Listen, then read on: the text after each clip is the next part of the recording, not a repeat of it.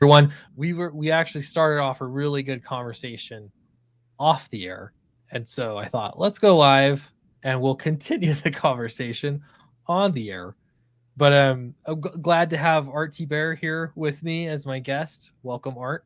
Yeah, thanks for having me. Thanks for making time as well, because I know it's late and you have a life, and I'm in the middle of Oh a campaign, so no, I hear. I needed some exposure. No worries. I every time we talk, I always have a good time. Um, I can't. You're just easy to talk to, so I appreciate it. It's a fun stream when I stream with you. Thanks. And I'm actually streaming again after this on Eric Weather's channel. Are you really? Oh my God, Yeah, you're a night owl. I know tonight I am. But yeah, we'll say hello to the chat. I want to get back to this conversation too, because we're talking about publishing when you're doing it all yourself and just sort of the business, like get stuff done. But Matt Cisco is here. Hello, Matt. We got Taco Jones. Yeah. Hello. Paul Oh wait, Riley is wait. here. He's referring to. Have you seen Ethan's new intro videos? I haven't seen Fish No Yeah, Fish. it's like art, and it says art high tea. So it's a bunch of bears in a stream, and they're catching salmon, right? And then I pop up out of the stream, and either I have a fish in my mouth or no fish. So the joke is that Ethan chooses whether I get a fish or not. So So thanks, Dr. Jones. they never know what you're gonna get. Oh, that's awesome. Admiral Wackiness. Whack ass is here. Whack Hello. ass. All right, nice guitar, Clint. Thank you. Yeah. I recently got this one right here. It's my first American Fender. So It's an actual pretty Strat. That's cool. yeah, it's pretty cool. And really, like when I got it, it's great. But then I think Mexican Strats are pretty good. Really, I love the American Strat, and I'll cherish it forever. But at the same time, I think there's not that big of a difference. They sound a bit better. They feel a little different, Yeah. tighter fit and finish. But they're Strats are Strats for the most part. They're Blue my Sam, favorite guitar. yeah, I think they're the most versatile as well. that and that's Guitar. what I keep coming to. This is the third Strat that I've owned, and I always think I'm gonna get something else, like every time around, and then I'll try out different guitars, and it's just Strats have the range of sound that they have.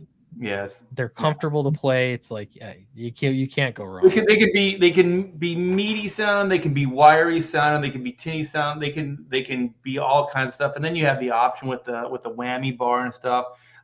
My second favorite is the Gibson SG. So what's your second favorite? Ooh, I mean, I've fiddled with a bunch, but I don't know that I would. That's hard for me. What the second one would be? I wanted a Jazz Master, kind of going along the Fender line, Fender, yeah. but I've played my friend's PRS, and that is nice. Custom 24, so I want one of those, but they are not cheap. Yeah. Let's see. Artie's beard is getting less gray. He must be an inker. Yeah, That's I've been inking my beard in. that's the secret. So, sweet. Let's see. I have a Sweetwater exclusive Squire Strat, and it's like butter for a cheapie. Yeah. My son has a Squire Strat, blue one, and I pick it up to play it, and it's still like it's a solid guitar. It plays well. It sounds a little different. I definitely like my pickups better. But it plays well.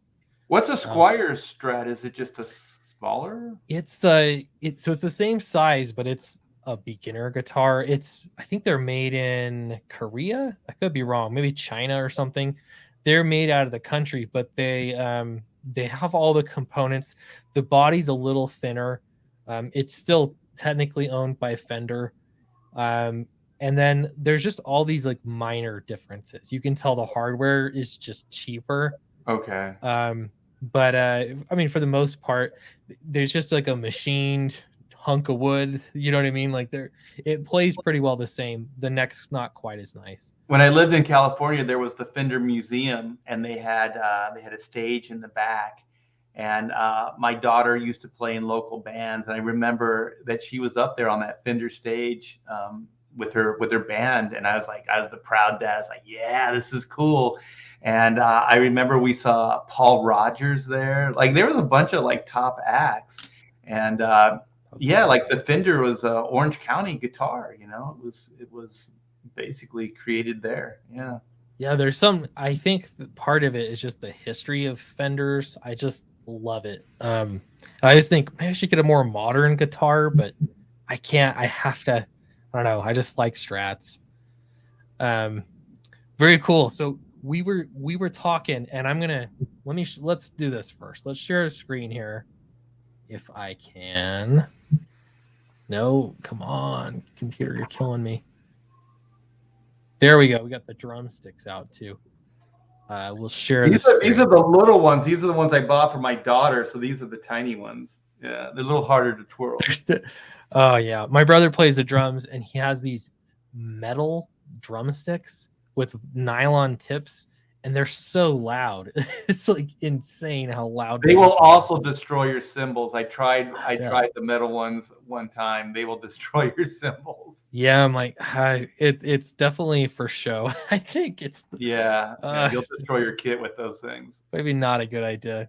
But so we're gonna look at Black and White Volume 2, Man versus Machine, and we're gonna be talking about that as well as whatever else we feel like. I do have a news story, but I think Art, you've been in the business a long time, and it is, to me, it's super interesting just to hear stories and perspective from everything in this crazy industry. So we'll talk a little bit about that as well. It's getting crazier every day, Clint. I know it's just so strange. And I just started a new job with a lot of small business people, and talking about other industries and just owning your own business and operating things. And I keep thinking, none of this is not how comics works. I mean, maybe a little bit, but there's some strange things about it. So yeah. But yeah, everyone check out Black and White Volume 2 on Indiegogo right now. I'm going to scroll down through this a bit. Art, why don't you give us a pitch before we kind of get into the meat of the stream? Well, Black and White, think about Reed Blackett, aka Black, as being like Steve Rogers. Like he's got this moral center about him, and then throw Steve Rogers in the role of like 007, and kill without conscience, take orders without question, that type of thing. So he ends up kind of at odds with the MI6. Well, he's in MI10, but it's like a division of MI6, British Secret Service. And so he's let go. He's retired, and so he's trying to basically put his past in the past and move forward, but not knowing how to be kind of a normal Joe. So he's working as an importer exporter, and he flies to China. And he's going to help this small little family business, this brewery. And so it's the Sung family brewery. And so he meets Whitney Sung. And there's definitely an attraction there between these two.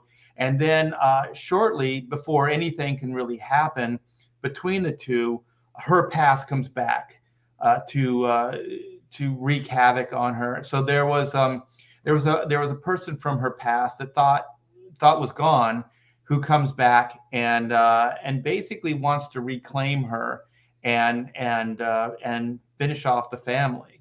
And so Reed, aka Black, knowing these signs, knowing he can help her, and knowing also that she just wants vengeance. She thought this guy was gone, but she wants him now. She wants him permanent. She wants to kill him. She wants to make sure that he's gone, right? So he can't hurt anybody ever again.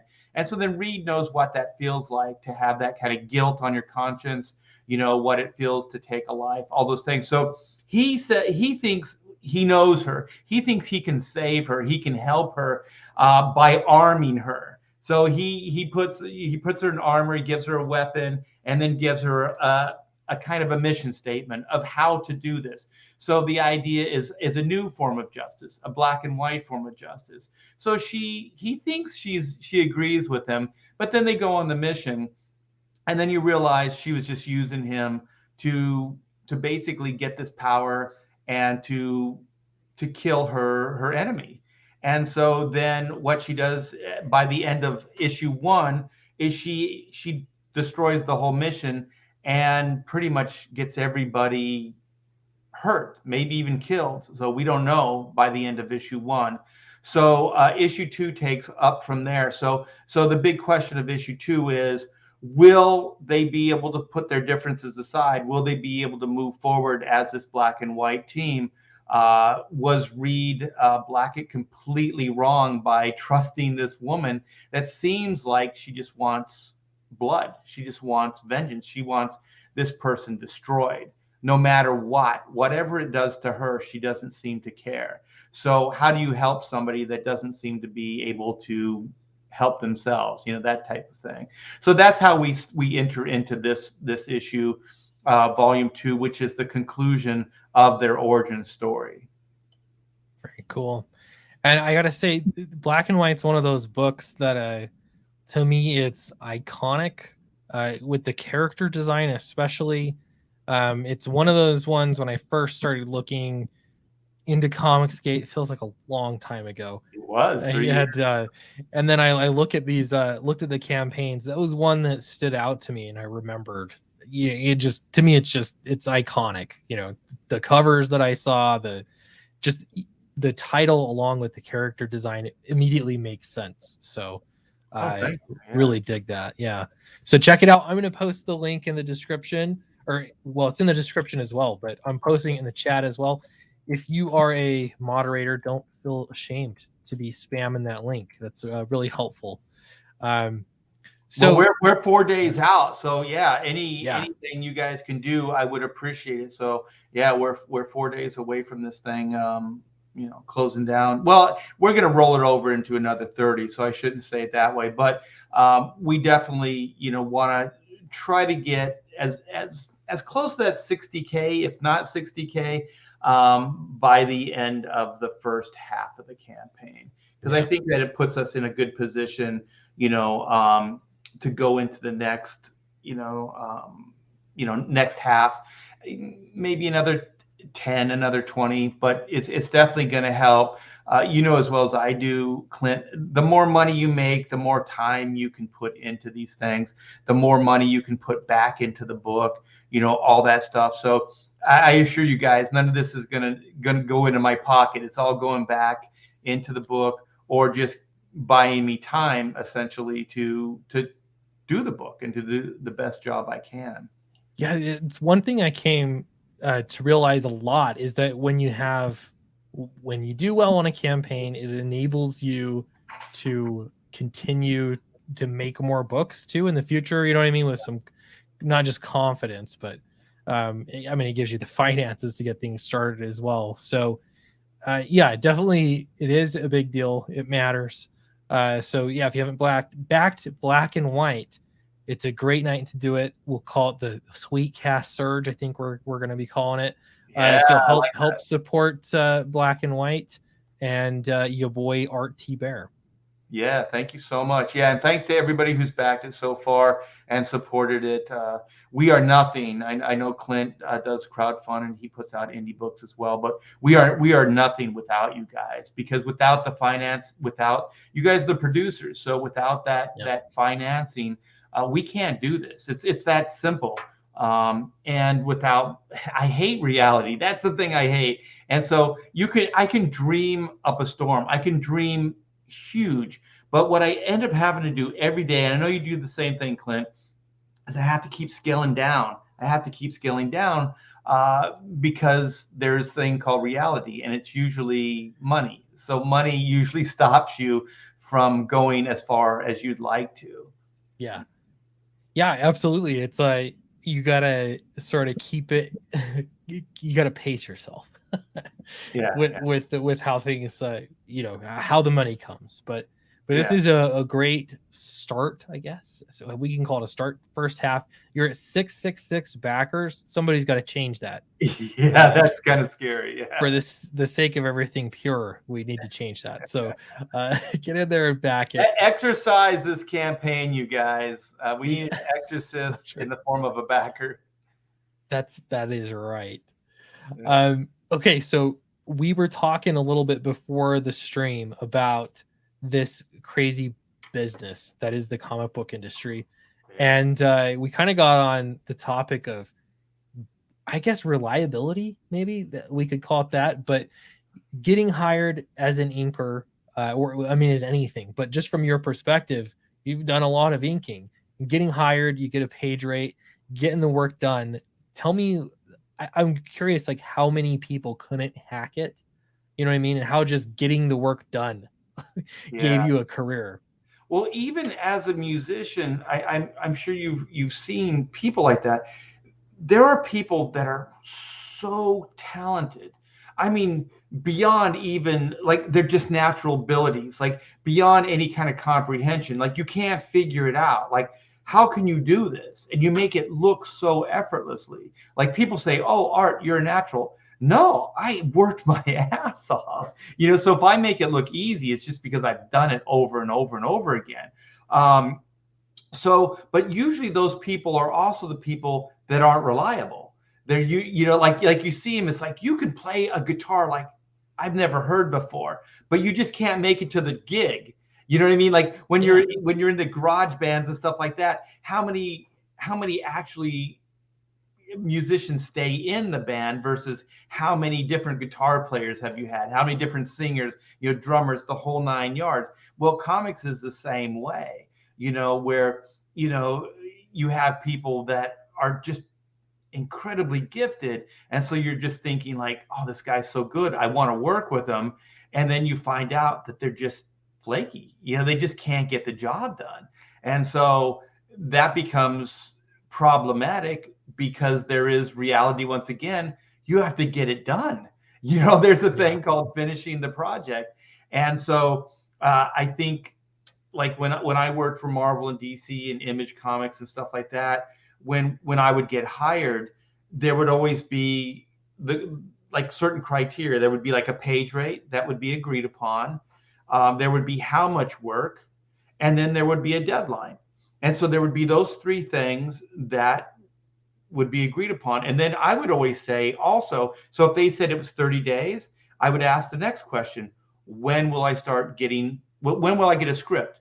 When will I get pencils? When will I start getting the work? And sometimes they would go, you'll get it by the end of the week. And then I go, well, that's a week off my schedule. So this is, then you go into renegotiation because you have to keep it realistic. So then you have to say, well, now what you're saying is I have to do it in 3 weeks instead of 4 weeks. But having all this stuff, agreed upon up front helps.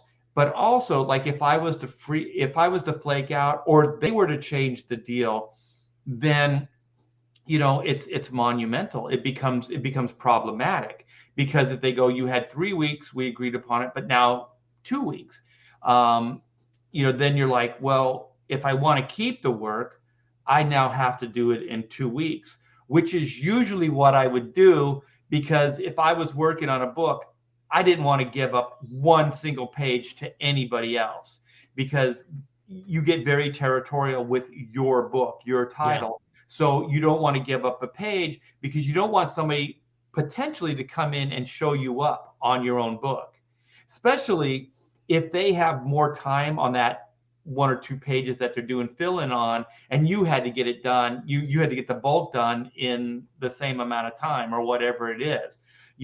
So there's that. But then there's from the employer side, when you say, I can do this, they have a schedule, they have a publishing schedule, they have a shipping schedule, and then there's retailers that are depending on these schedules to be met. So there's all these like ripple effects that happen if you flake out. And then there's one other thing that I learned really early on, like, if it's a monthly schedule, you're doing 12 issues a year, right? You're doing 12 issues. That's what you're scheduled for.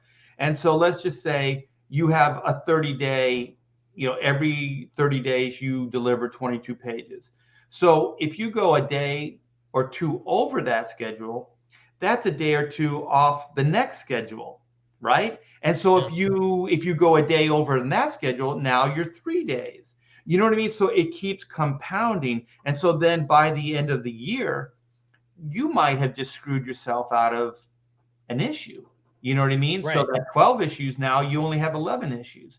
So you learn pretty quickly, at least I did, not to be a flake. You know what I mean? Because the only one that's really hurting is you. You're hurting yourself financially. Well, and if you don't learn that, I imagine, you're in the wake of the many people that have fallen by the wayside in the industry. Yeah. And so, it's I get the absolute need to get it done, and that means it can mean something different when you're working for Marvel versus doing your own book. But I even think, as you said, when I get the script, and for me, I think the best contract so far that I've done was for Downcast 3, because part of it was factoring in, I wrote it in sort of a 3-issue segments. And part of it was, I will have a completed script to you by this date. You will have completed, the next 10 pages by this date. And it was really spelled out, and it just went so smoothly.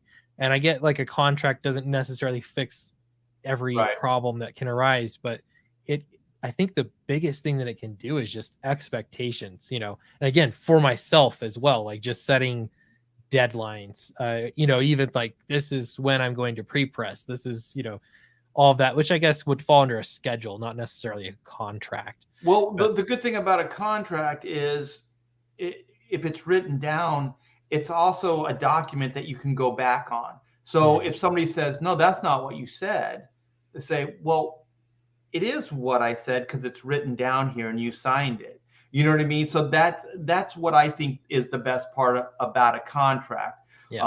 Any contract, because actually trying to sue somebody to fulfill a contract or those things, that's very difficult to do. It's time consuming, and most of the time it doesn't work out. So I think a contract, the best you can hope for is that you have a document that you can go back to if there's a question, Yeah, absolutely. Yeah. So I got to tell you, only slightly changing the subject, but I thought about you this weekend because I saw one of your very good friends, Lou Ferrigno. Oh shit. Lou who? I went to the Salt Lake Fan X, and we went over. I really don't care about celebrities signing anything or photo ops, none of that. I don't give a rip. But I went over, and he was at the closest table to the public, the closest line.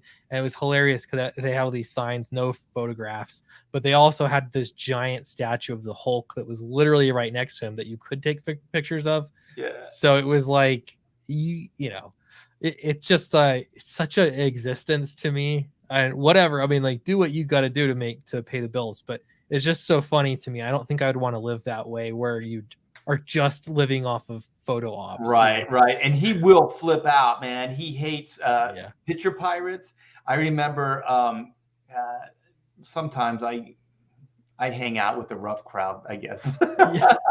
But we went to a convention and Lou was there. And so these are fellow artists that I worked with, in Hack Shack Studios, my studio.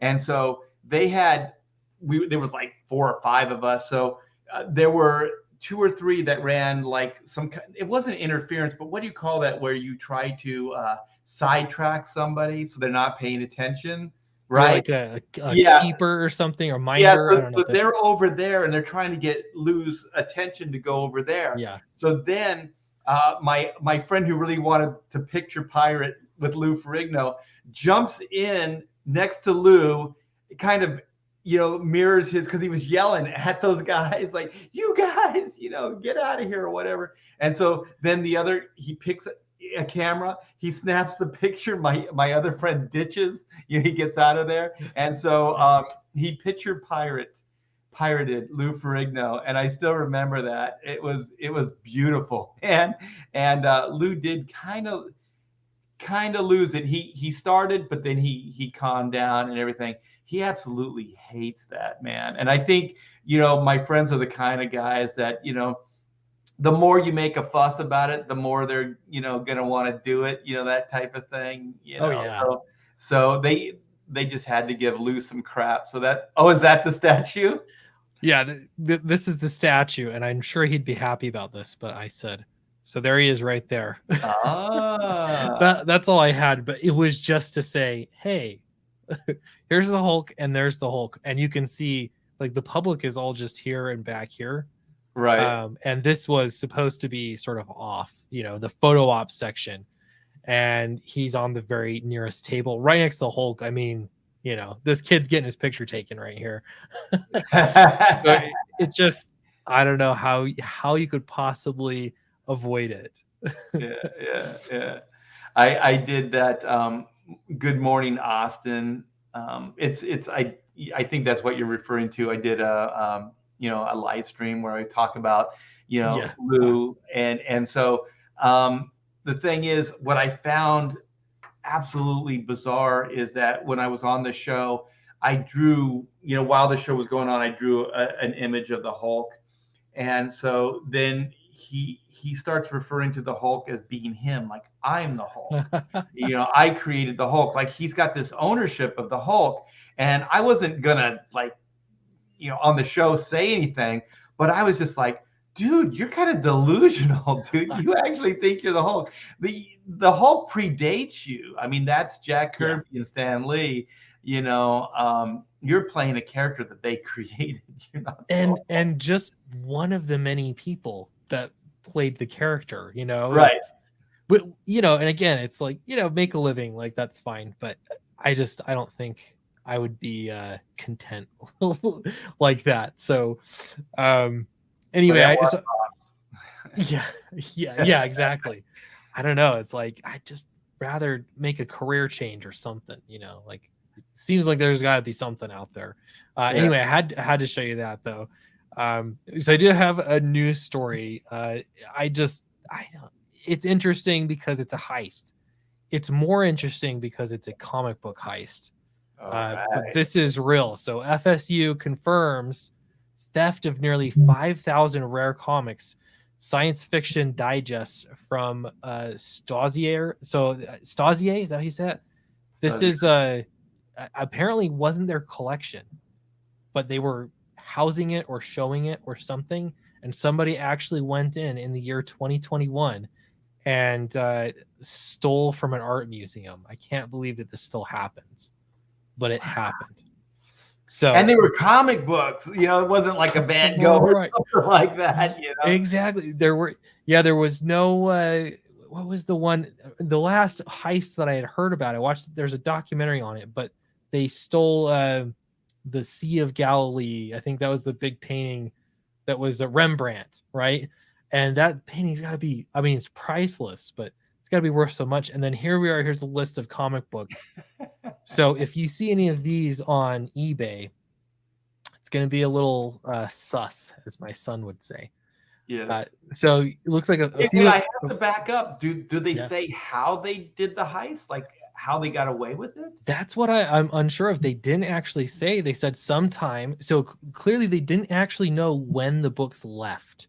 So I'm guessing that they were in storage, of some kind. They weren't just out. Okay. But how does this happen? Let's see. Sometime between March 17th, 2020 and February 10th, someone stole. So we're talking 2020, over a year ago. But this is a brand new news story that just came out today. So someone stole nearly 5,000 items from the Robert M. Irvine Jr. collection, housed by FSU Special Collections and Archives. So it was in a library. Okay, so it's not really a museum. They weren't for show, but so they were archived. Yeah. However, I have been to, not this one, but I've been to the library at the University of Michigan campus, and there you could go look up really old books, and they would actually take you into this rare books section. and they'd have somebody with white gloves on that brings the book out to you and will display it on foam wedges so it doesn't open completely, so it'll keep the spine intact. Yeah. And if you want to turn a page, they'll get a stick, like this little thin stick, and they'll turn the page for you, one page at a time. Yeah, exactly. Could be a drumstick. But it was a really cool library. So I'm imagining something like that. Who knows? Now, these are not, books printed in the 1700s or 1800s. These are primarily from the 1950s, it says. 1950s through the 1970s. Not one of a kind either. These were mass produced, which is interesting. But this is comics for you. And those are like Avengers 68 through 72. Like that's the 70s now, right? This isn't even like early Avengers stuff. Yeah, so I was expecting, is this Batman #1? Or, like, is this I don't know, like, or what was it, Detective? What's Batman's first appearance? Detective Comics? Yeah, but when you start getting into 80-page giants and stuff like that, that's definitely 70s. Those were like there would be one lead story that was new, and then there would be a bunch of reprints in those 80-page giants, I believe. Yeah. So it was interesting because out of the 5,000, these were the ones that were notable enough to show. So wow. I don't know. I have no idea what they're worth. I have books in the next room that are probably worth more than these books. Yeah, I don't have very many comics that are worth much, but I am kind of curious now. Well, don't you ever like fantasize about like a heist or something like that, or like a robbery? And then I always told myself, even as a younger guy, it's like if I'm gonna go to jail potentially for robbery or whatever, it's gonna be worth it. You know what I mean? Like I'm not gonna steal like a bubblegum card. I'm gonna steal something substantial because it's gonna be worth whatever the price I potentially could pay as far as jail time. So these guys are still in like Avengers comics and stuff from the 70s. It's like, yeah, okay. Yeah, wild. And here's the price went apparently way up and way down. Maybe that's because it was stolen in a heist. I don't know. The condition, maybe. Yeah, so this value they're talking about for 9.8 is $1,500. Am I missing what issue is that? That's issue. This is issue 68. 68. Okay. So do you have the cover? I'm gonna look Avengers 68. I'm gonna see if I have that. There we go. Oh, okay. Yeah, I probably have that book. Why is it worth so much money? I don't know. I guess the march of time, but even still, $1,500. This is not a Rembrandt we're talking about here. Right. I'm gonna type this. I'm gonna do some research to Avengers. Go ahead, keep going. Yeah, no, I've got Eric Housel says I'd still Amazing Fantasy 15. That's what I was expecting. Like something worth something. Yeah. Right. That would be. Look on impressive. On eBay, that book is worth $16. $16. Jeez, I don't know. Let's see. Maybe we got. See, it could be. This is from the Tallahassee Democrat, so maybe they don't know anything. To clarify, I got to give a date because I said the 70s, but this is right on the verge. So this is 69. Ooh, yeah. Still in the 60s, yeah. Right on it. So we have an 80-page giant Batman #12. Wait, this is from National Periodical Publishers. Was that what DC used to be called? Yeah, DC used to be called National, yeah. I'm showing how much I am not a scholar of all comics. There's just so much to know. But I think they were called DC at that time. Yeah, they weren't National Periodical. DC. So yeah, it's almost because this was not that old of a book. No, it's like 70s, right? Like mid. What issue number is it? Oh, wait, that's earlier. Yeah, that's 60s. 1965. Yeah, so maybe. I didn't know they were doing 80-page giants way back when. I thought they were. Oh, maybe I'm thinking about the 100-page giants that were done in the 70s. Yeah, I always associate giants with like the 70s and 80s. Yeah, because I think the 100-page were like they were they were $1, I think, but they gave you like 3 or 4 different stories, and there would always be like one lead story that was brand new, and then the rest were reprints. Yeah.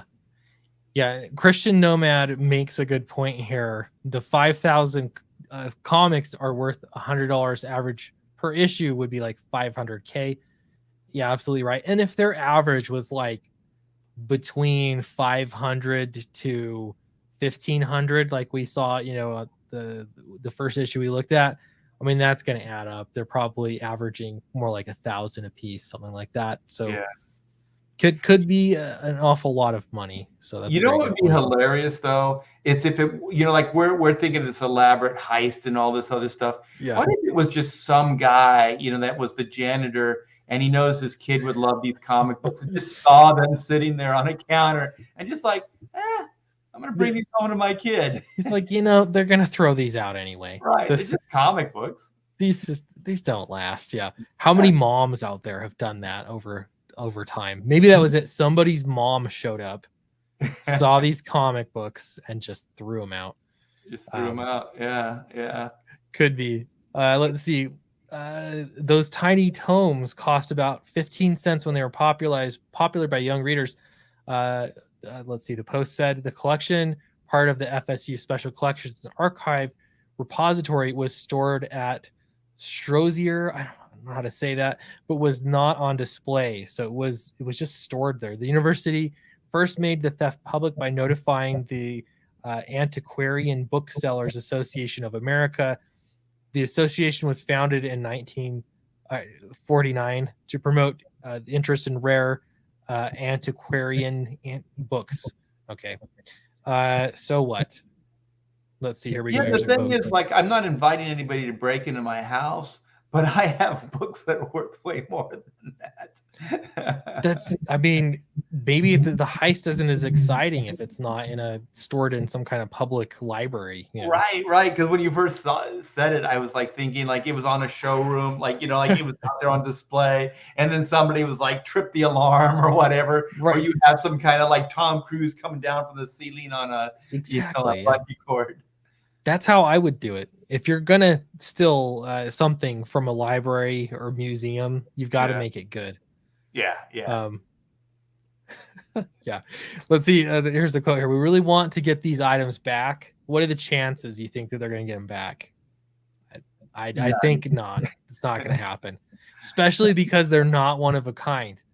Let's pretend they were slabbed. Someone's going to crack those slabs if they need to and sell those books raw. They're not going to happen. They're going to be gone. We're disclosing this information now. They waited over a year with the hope that it produces some credible leads that can help us recover these valuable materials for research and teaching purposes. Except that those books now have been missing for over a year, so there is zero chance that they're going to recover these now.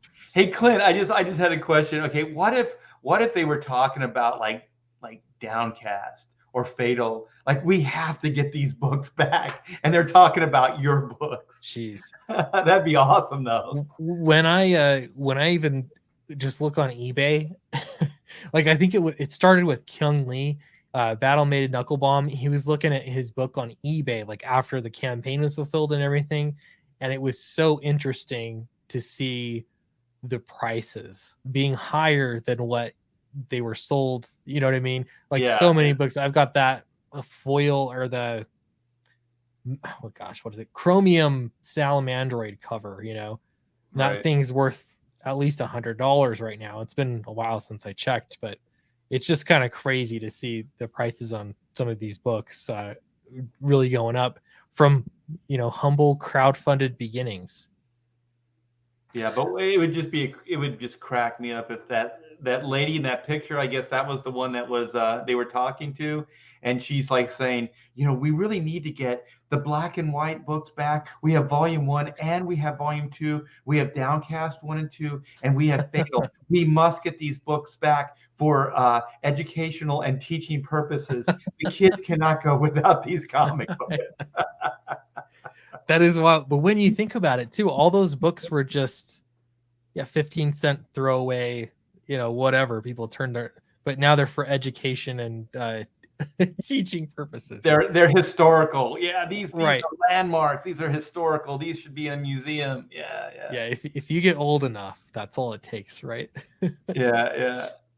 Very cool. I wonder what this is worth. Let me show you this. Okay, let's see what this is worth here. Okay. You can still hear me, right? I can hear you, yeah. Yeah, okay. So this isn't the world's largest comic book, but it might be. You see that behind me? Jeez. Well, let's make you full screen here. Yeah. Where did that come from? It came from over there. But the story behind it was I was doing a charity for the Ronald McDonald House, and so they had this as a big. It was hanging behind the table. It's actually double-sided, so the back of it is done as well. So at the end of the show, I just asked them. I said, "Can I have that?" And they said, "Sure." So I've had it ever since. So I've had that thing for about 25 years. That is rad. Yeah, yeah. Yeah, that's really cool. I want one now. Yeah, yeah. So I don't. It's weird because there's things in your life that you hold on to, and then you just go, "Why? Why did I hold on to this?" And then there's moments like this, and you go, "Oh, well, for 25 years now, I can use it as a backdrop on a YouTube show." Yeah, now it's like, yeah, it comes in super handy. I mean, that's important stuff. All right, everybody, check out Black and White Volume 2, Man vs. Machine. It's on Indiegogo right now. There's 4 days left and 666 backers. Do I dare refresh this? We spent a lot of time talking about art theft. Yeah, get in there and back it. It's at 55,000 right now. And yeah, I mean, just help it get high. That's what we want it to get. I think 60K would be amazing before this 4 days is over, because that would really set you up for a good second half. Second half, yeah. Yep, absolutely. But at the very least, right now, you guys, even if it's just $1, we got to change that 666 thing. Yeah, this is a bad place to be stuck. Yeah, so. This could be jinxing the campaign.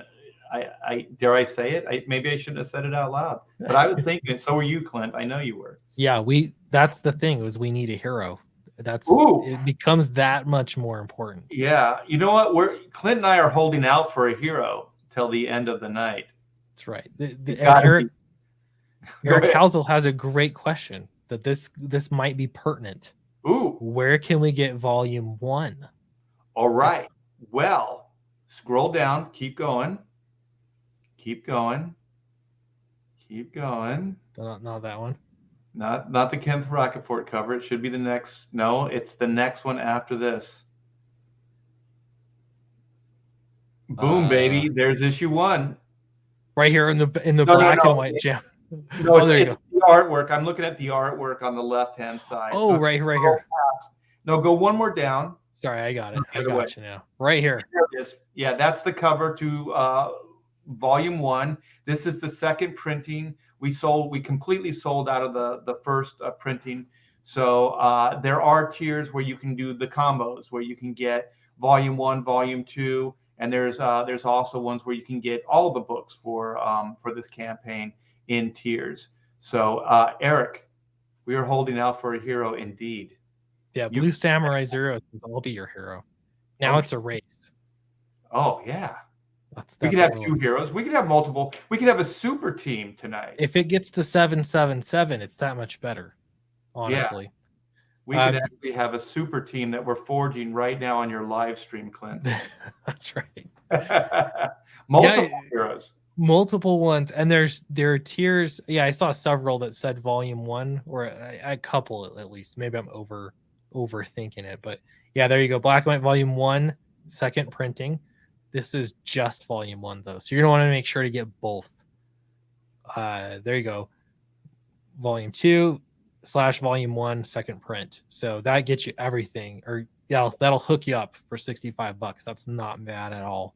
Yeah, that's the issue 1, issue 2, and the High Octane Adventure. So this is no variants. It's just pretty much content books.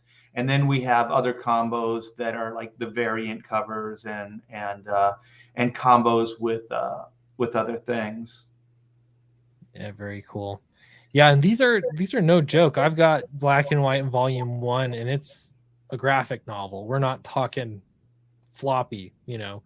I mean, it's really good art. I mean, for what you're paying for a crowdfunded book, it's exactly, I don't know, it's like high end, I would definitely say, art. Yeah. And you're getting a thick story. I don't know how many pages it is. Well, this we started off as a 48-page story, and we just could not contain this epic. I'm working with Joe Fulton, who's Comicsgate's own Thunder Buns, and so yeah, we're working on this story together, and we got it into a 48-page format, but it just felt like there was compromises. We needed to open it up, so we kept kind of building scenes and trying to get more splash moments and things like that. And so it went from 48 to 52, and now it's like 62 pages with potentially a 4-page epilogue that is in the form of a stretch goal. So if we can hit that stretch goal, then we can unlock that 4-page epilogue. And the epilogue will kind of give you a buffer between the story proper, issue 1, issue 2, and then give you an idea of where the next story arc is going to go. Very cool. Yeah. Yeah, every single one of these covers is great too. I scroll through them, and yeah, they're fantastic. So yeah, we have everything you can get as an add-on, with the exception of the Greg Capullo variants. So you can get the sketch add-on, that's the layout add-on. You can get all the books as an add-on, and you can also get that Inko t-shirt as an add-on. Very cool. All right, I see people saying they're heroes, so I'm going to refresh this and hope that the internet has caught up. There we go, 2 heroes. Yes, we moved it. Beat the curse of the 666, not 668. So it's a good place to be, and upward and onward. So yeah, it's 2 backers away from, hell, which is where we were. That's right. Yeah, now we're moving to that 777. You know what? If hanging out with Clint and your audience here was hell, then it wasn't bad. It could be worse. It was getting a little warm. But it was still pretty good. Yeah, pretty good. Yeah, this is fantastic. Art, I appreciate you coming on the stream. I booked 2 streams tonight. No problem. So I'm going to be on with Eric, but I'm going to tell you this too. I'm going to make sure that we'll go over your campaign as well on Eric's stream. And we'll see if we can stoke up some, I don't know, the 670 would be nice. 2 more away from that, why not? We'll get 2 more. Further away from hell. I mean, the further away from the 666, the better, right? The better, yeah. Yeah, we don't want to go back. We don't want to go back to that spot. Yeah. Right. There's only one way out, and that's up. And that's up. So I like that. We gotta go. Good, yeah. And I want to thank all the backers, all the people that have supported Black and White, both issue 1, issue 2. And to thank you so much, Clint. I know that this was, you're kind of squeezing me in here, and I do appreciate it. I always love hanging out with you. Your books are fantastic. We're gonna do this more. Yeah, honestly, it's I don't like being and I always say this on stream, so I think it discourages friends, but Art, you're one of the people I have in my DM room. You know what I mean? My DM room. And so I'm happy to help. And again, it's always great talking to you. You're just easy to talk to. So it always makes for a good stream. I always enjoy talking to you. So. Yeah, same. Right back at you. And as far as the green room, I'm not that active in your green room, but I do look at it daily to see what's going on. And I did chime in when you were having a little bit of employment problems, so I hope that helped. I'm not going to get into details, but yeah, I appreciate that. It was interesting. Yeah, there's been some, I don't know, interesting changes, but yeah.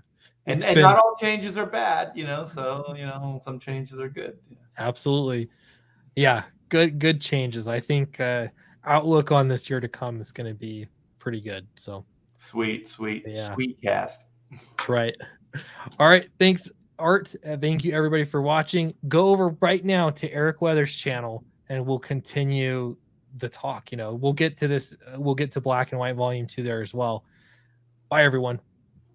Take care. Have a good evening.